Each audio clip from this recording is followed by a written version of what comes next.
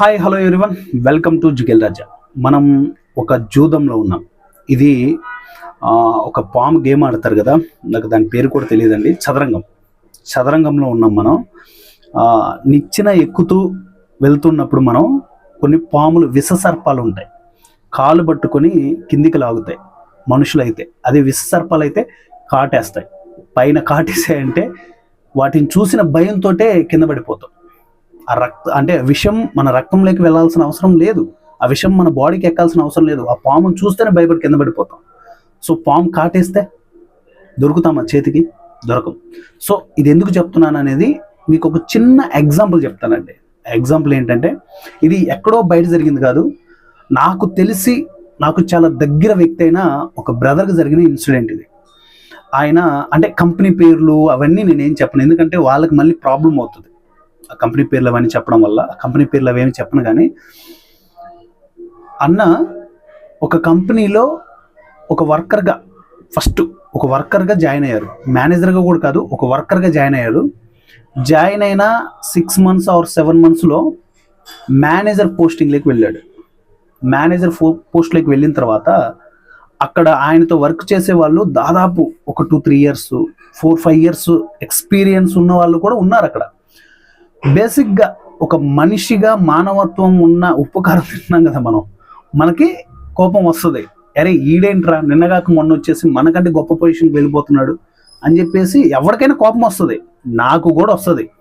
కానీ వచ్చినాక మనం రియలైజ్ అవ్వాల్సింది ఏంటి, సరేలే అతను ఆ వర్క్ మీద ఆయనకి నాలెడ్జ్ ఉంది, అంత డెడికేషన్తో వర్క్ చేస్తున్నాడు, సో మనకు రాక అతనికి వచ్చిందంటే అతను అర్హుడు అని మనం భావించాలి. అలా భావించేది ఎవరు అంటే మంచి వ్యక్తులు, అలా అనుకుని లైట్ తీసుకుంటారు. కానీ అన్న వర్క్ చేసే కంపెనీలో ఆయన తోటి వర్క్ చేసే వాళ్ళు అలా తీసుకోలేదు.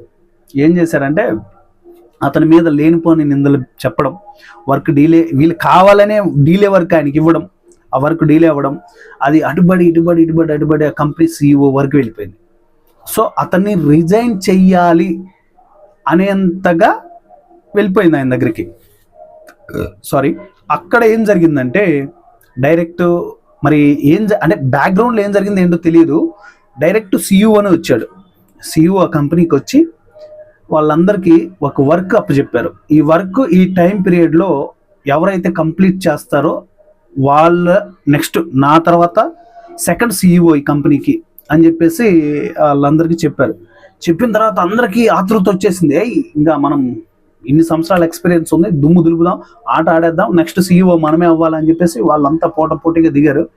కానీ ఫైనల్గా ఎక్కువ ఎఫర్ట్ పెట్టి ఎక్కువ వర్క్ చేసి తక్కువ సమయంలో ఎక్కువ ఇంపాక్ట్ క్రియేట్ చేసిన పర్సన్ ఆ కంపెనీకి నాకు తెలిసిన అన్నాను కదా, ఆ అన్నయ్య అక్కడ వాళ్ళు ఏదైతే వర్క్ అప్ చెప్పారో ఆ వర్క్ను కూడా విత్ ఇన్ షార్ట్ టైంలో ఆయన ఇచ్చిన టైం కంటే కూడా బిఫోర్ కంప్లీట్ చేసింది ఆ అన్నయ్య. సో నెక్స్ట్ CEOగా ఆ కంపెనీకి ప్రకటించారు. ఈ కథ అంతా ఎందుకు చెప్పానురా అంటే, మనము ఒక వ్యక్తిని చిన్న చూపు చూసి తక్కువ చేసి మాట్లాడినా కూడా కరెక్ట్ కాదు. ఆ వ్యక్తి పరిస్థితులను బట్టి తనకు అన్ని సహకరించక విధిరాత అంటారు కదా, అది ఆయనకు అనుకూలించక ఆ పరిస్థితిలో ఉన్నాడు అంతే. మనకంటే గొప్ప పొజిషన్లో ఉండొచ్చు ఇవాళ రోజున, ఎందుకంటే అంత హార్డ్ వర్కర్లు ఉంటారు. సో అలాంటి ఒక పర్సన్ కిందకి లాగాలని చూసినప్పుడు డైరెక్ట్ CEO దిగొచ్చి ఆయన్ని నెక్స్ట్ CEOగా ఆ కంపెనీకి అంటే ఏమంటారు అంతా చెప్పేశారు అనమాట. కంపెనీ వాళ్ళందరూ చెప్పేశారు నెక్స్ట్ CEO ఇతనే అని CEO చెప్పారు. అప్పుడు మిగతా వాళ్ళంతా ఆయన మీద బ్లాక్మెయిల్ చేసి, అంటే ఆయన మీద అబద్ధాలు చెప్పి ఆయన వర్క్ సరిగా లేదని చెప్పిన వాళ్ళంతా ఏం చేయాలి, ఇప్పుడు ఆయన దగ్గరికి వెళ్ళాలి వీళ్ళు వర్క్ తీసుకొని. ఆ వర్క్ కరెక్ట్ ఉందా లేదా, అసలు ఆ వర్క్ వాళ్ళే చేశారని ఫైనల్గా డిసైడ్ చేసేది ఎవరు? ఇప్పుడు నాకు తెలిసిన బ్రదర్.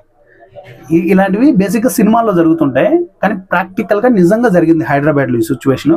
సో ఇప్పుడు మేజర్ టాపిక్లోకి వద్దాం. తమ్నైల్ అది పెట్టేసి టాపిక్ ఏంట్రా ఇది డిస్కస్ చేస్తున్నాడు అని మీరు అనుకుంటే అక్కడికే వస్తున్నాను.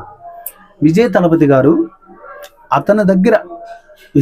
గారి దగ్గర కార్ డ్రైవర్గా వర్క్ చేసే వాళ్ళ కొడుకుని, ఆటో డ్రైవర్ ఆయన కూడా, ఆయన్ని తీసుకుని వచ్చి ఎమ్మెల్యేగా పోటీ చేయించి ఒక ఏరియాలో తమిళనాడులో ఆయన హై మెజారిటీతో గెలిచేటట్టు చేశారు. అంటే విజయ్ తలపతి గారు ఎంత మంచి వ్యక్తి కాకపోతే అలాంటి నిర్ణయం తీసుకొని ఉంటారు. ఇంకొకటి, ఇక్కడ ఎవరిలో ఎంత టాలెంట్ ఉంటుందో అని చెప్పడానికి ఎగ్జాంపుల్ నేను మా బ్రదర్ని చెప్పాను కదా, ఆయన చూడడానికి పిచ్చోడ్లాగా ఉంటాడు, సరైన డ్రెస్సింగ్ సెన్స్ ఉండదు, టాకింగ్ సెన్స్ సరిగా ఉండదు, కానీ వర్క్ ఎవరిని ఎక్కడ మనం తక్కువ అంచనా వేయకూడదు. ఫస్ట్ థింగ్, విజయ్ తలపతి గారు ఇంత కష్టపడి ఆయన ఏదైతే ఎలక్షన్లో పోటీ చేసి ప్రచారం చేసి ఇంత కష్టపడి చేశాడో, ఆ కష్టంతో నేను ఒక్కనే ఎదగాలి, నాతోటి ఎవడు ఎదగకూడదు అని ఆయన అనుకోలేదు. నేను ఎదగాలి, నాతో నలుగురు ఎదగాలి అనుకున్నాడు. కాబట్టి అంత తక్కువ పొజిషన్లో ఉన్న పర్సన్ని హై లెవెల్లో ఎమ్మెల్యేని చేశాడు. ఇప్పుడు మీ అందరికీ ఒక డౌట్ రావడం ఏంటి అంటారులేండి, పాలిటిక్స్ అంటే ఎక్కడైనా పాలిటిక్సే కదా, వ్యతిరేకంగా ఉన్న వాళ్ళు ఎక్కడైనా వ్యతిరేకంగానే ఉంటారు, వాళ్ళు కూడా కామెంట్లు పెట్టచ్చు. అంటే ఆయనకు అనుకూలమైన పర్సన్ కాబట్టే, డ్రైవర్ కొడుకు కాబట్టే కదా పెట్టుకున్నాడు, రేపు చాలా పనులు చేయించుకోవచ్చు ఆయనతోటి. ఇలా రకరకాలుగా మాట్లాడతారు. ఏ గవర్నమెంట్లో జరగట్లేదండి అలాంటి పనులు, ప్రాక్టికల్గా చెప్పండి. సో అది గవర్నమెంట్ బ్యాక్గ్రౌండ్లో జరిగే విషయాలు, అవి మనకు అనవసరం. సో ప్రజెంట్ జరుగుతుంది ఏంటి? ఇంకోటి, సరే గెలిచాడు, లైట్, నా వల్ల నువ్వు గెలిచావు అని పక్కకు జరగలేదు. అంటే శాసనసభ నుంచి వచ్చిన తర్వాత అందరూ పూలతోటి సత్కరిస్తుంటే ఈయన కూడా వెళ్ళి దండ వేసిన తర్వాత ఆ దండ తీసి మళ్ళీ ఈ అబ్బాయి మెడకే వేసాడు, ఆ గెలిచిన అబ్బాయి మెడకి వేశాడు. లేదు, నువ్వు నీ కష్టంతో గెలిచావు అని చెప్పేసి. అంటే ఎక్కడి నుంచి ఎక్కడికి ఏ లెవెల్కి వెళ్ళారో ఒకసారి ఆలోచించండి. మంచితనం ఇక్కడ ఉండాలి, మంచి ఆలోచనలు ఇక్కడ ఉండాలి. ఇవి ఉంటేనే ఒక మంచి వ్యక్తి మంచి పొజిషన్లోకి వెళ్తారు. ఇంకొకటి ఏంటంటే, అంటే మనిషిలో, మానవత్వంలో, సమాజంలో ఉన్నది ఏంటంటే, మంచి ఎక్కువ రోజులు ఉండకపోయినా నో ప్రాబ్లం. మంచి నిలబడిన రోజులు నిలబడ్డది అనుకోండి, తరతరాలు మాట్లాడుకుంటారు ఆ మంచి గురించి. సో మంచుకున్న స్ట్రెంగ్త్, స్టామినా అంత బలమైనది. సో నాకు ప్రత్యేకంగా విజయ్ తలపతి గారు రోజుకు నచ్చేస్తున్నాడు. ఒక వయసుగా సినిమాలు చూసేటప్పుడు ఆయన సినిమాలను నచ్చి, ఓకే మంచి హీరో, మంచి యాక్టింగ్ చేస్తున్నాడు, అసలుకి సొసైటీ రిలేటబుల్ మెసేజెస్ మంచిది ఇస్తున్నాడు అనేసి ఒక పాజిటివ్ థింక్ ఉండే. ఇలాంటివి చూస్తుంటే ఇంకా ఎక్కువైపోతుంది. సో ఏదేమైనా ఆయన గెలిచారు. నెక్స్ట్ ఇంకా ప్రజలకి తమిళనాడులో ఎంత డెవలప్మెంట్ చేస్తాడు, అక్కడున్న ప్రజలకి ఎలాంటి సహకారాలు అందిస్తాడు అనేది నెక్స్ట్ చూద్దాం, మనం కూడా తెలుసుకుందాం. నేను తెలుసుకున్న తర్వాత మన జిగేల్ రాజు యూట్యూబ్ ఛానల్ తప్పకుండా వీడియోస్ నేను అప్లోడ్ చేస్తూ ఉంటాను, ఏదేమైనా వాట్ ఎవర్ ఇస్. అండ్ ఇంకా నెక్స్ట్ త్రిష గారు డిప్యూటీ సీఎం అంటున్నారు. సో వాటి గురించి కూడా మాట్లాడుకుందాం. ఎట్ ఎ టైమ్ ఇంకా కొన్ని సీట్స్ ఆయనకి రావాల్సి ఉంది అని అంటున్నారు, దాని గురించి మాట్లాడుకుందాం. ఎవ్రీథింగ్ అండి, మూవీ రివ్యూసే కాకుండా ఏది ఉన్నా కూడా సోషల్ రిలేటబుల్వి తప్పకుండా మన ఛానల్లో వస్తూ ఉంటాయి. సో జస్ట్ 20 సబ్స్క్రైబర్స్ బ్యాలెన్స్ ఉన్నారు 1Kకి రీచ్ అవ్వడానికి. సో టకటక కొట్టేయండి. ఇలాంటి మోటివేషన్ మీరు ఇస్తూ ఉండాలి, నేను వీడియోస్ చేస్తూ ఉండాలి, మీరు ఇస్తూ ఉండాలి, నేను చేస్తూ ఉండాలి, అంతే. సో సబ్స్క్రైబ్ చేసుకోండి. వీడియో ఎలా అనిపించింది కింద కామెంట్లో తెలియచేయండి. ఇంతవరకు మన ఛానల్ని సబ్స్క్రైబ్ చేయకుండా please once again subscribe, please subscribe. Next వీడియోలో మళ్ళీ కలుసుకుందాం. Thank you.